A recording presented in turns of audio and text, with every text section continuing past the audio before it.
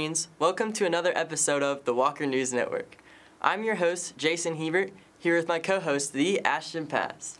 Thanks, Jason. Today we have our first edition of the Walker News Network of this year. First off, we have Nick Hahn with Zach Herbst doing a segment about the Hype House on TikTok. Next we have Kyle Keegan and Will Bozeman with a segment called Keon the Barber.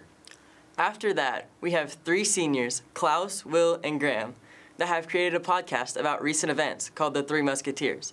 Click on the link in the description to listen. The freshmen have dropped their English and history classes to start the year. They're taking 2 3-week classes that they're worth taking. Sam Williams and Bakes Clark interviewed some students and classes about how they're going. We will end this episode with interviews about some of the best holiday breaks that the students have been on. I hope everyone's break went well, and let's hit this new year going strong. Thanks for tuning in. Have a good New Year, Wolverines. All right, so Billy, I'm Nick Hahn, and this is Billy Melvin. Do you know what the Hype House is? I do not. You do not. Well, lucky for you. Now you're about to find out. I feel very lucky.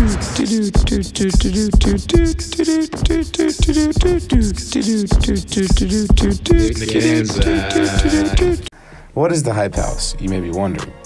The Hype House is actually several teenagers living in a rented mansion in California, not much unlike Jake Paul's mansion. They have several famous people in there, such as Charlie D'Amelio and the other people. They usually just use it as making TikToks and expanding their platform. And one question is on everyone's mind. Is Charlie D'Amelio and Lil Huddy in a relationship, or are they single? Another intriguing question is, how are they even living there? TikTok probably doesn't pay that much for TikToks. So, how do these teenagers with no income afford to pay a mansion? Maybe they don't. Maybe they just lived there for like a day or two and made a bunch of TikToks, and now we're posting them weeks later. Who knows? Does anyone know the truth? Find out in this segment of Nick and Zach. Hello, this is Zach Herbst with the Walker News Network. I'm here with Neil Minuccia. So Neil Minuccia, do you know what the Hype House is? Yeah. Here we have Leah. Today I'm going to ask Leah a question about the Hype House. Do you know what the Hype House is? Yes, I do. Okay, that doesn't give me enough information. Can you elaborate on what it is?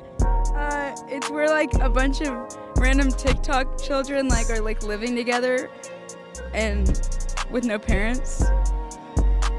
Actually, that is incredibly infactual due to the fact that Charlie D'Amelio's parents have subsequently moved in with them.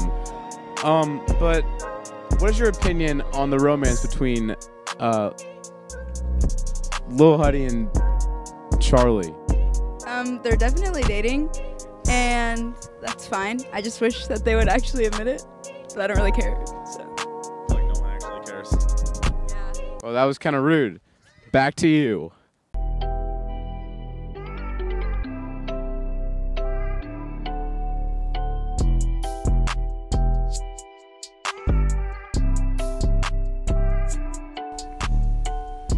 You see Keon on the football field with his dazzling plays and athletic ability, and you'll see him on the basketball court with his court vision and playmaking ability. He has even celebrated victories with his famous backflips. But on the side, Keon also helps out the community and his fellow friends by giving haircuts. Now, get to know Keon the Barber on this week's segment of Student Spotlight. I'm here with Keon Smart, the student athlete and barber. So Keon, what made you want to cut hair? You know, I'm kind of desperate in some money, so I need some money, so that's why I start cutting hair. All right, how many haircuts have you given in total? Probably like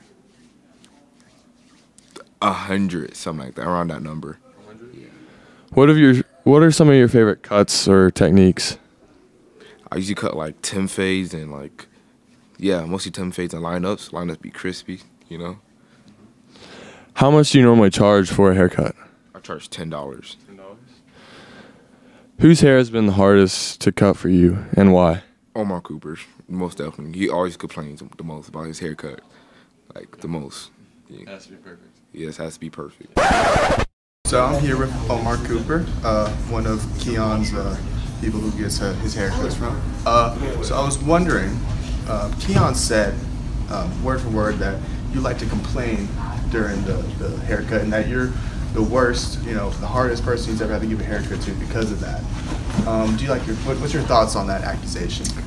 You see, Keon likes to make excuses. There's always something wrong with the haircut, but he's very convenient. That's why I keep going to him. Just fix his little mistakes and be a good barber one day. All right, thank you. Thank you. How can people reach you for a haircut? Mostly people reach me over text or like people like spread the rumor that I cut hair. So yeah. Just gets out. Yeah. All right. Well, thanks for your time, Keon. Okay, so I'm here interviewing Alex Johnson from Windrooms. And what Windrooms are you taking? I'm taking Market Madness, taking Study Hall. Which one is your favorite winner? Market Madness, definitely. What do you like about either winner? Well, it's just a lot of fun, having a simulation where I can, move money around, a lot of money, and invest it too, and kind of understand how that works, because I've always wanted to understand how that works. Thank you. Okay, so I'm here with Jackson Ivan, and we're going to talk about Windrooms. So, what Windrooms are you taking? I'm taking Feeling Groovy with Mr. Golden, as well as Web Design with Dr. Brandon. So, what is your favorite part about Feeling Groovy? It's just a lot of watching movies, and that's pretty fun. What is your favorite part about Web Design? Well, we get to make a website, so that's pretty cool too. Out of the two, which one is your favorite? Web Design. And what's your favorite thing about Windroom as a whole? It just gives us a chance to try new classes, and that's different than every other grade. Thank you, Jackson. Okay, so I'm here with Gus Wiexarek, 9th grader, and we're going to talk about Windrooms. So what Windrooms are you taking? I'm taking Feeling Groovy with Mr. Golden and Game of Life with Miss Martello. What's your favorite part about Feeling Groovy? It's we get to go back to the 60s and just see how everything was. What's your favorite part about Game of Life? I don't know, it kind of shows you all the financial stuff and how money isn't really how you thought it would be. Right, and which one is your favorite?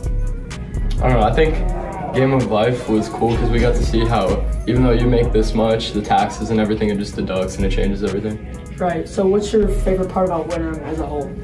It's you get to see new things without worrying about grades and other things like that you would for normal classes. All right, thank you, Gus. Hi Taylor, what was the most interesting part about your Christmas break? I have to say, hanging out with my family, going to Augusta, and going golfing for the first time. It was a really great experience, and hope I can do it again sometime. Being away from school and being at home with my family.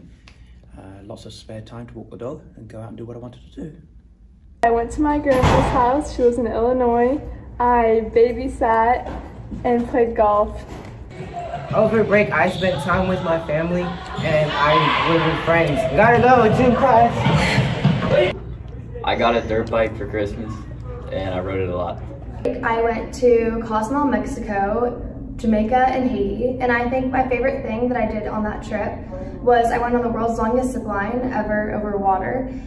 Over break, I had lots of food, I saw lots of family, played video games, and now it's back to fitness. Over break, I went to New York and I saw the Mean Girls Broadway show.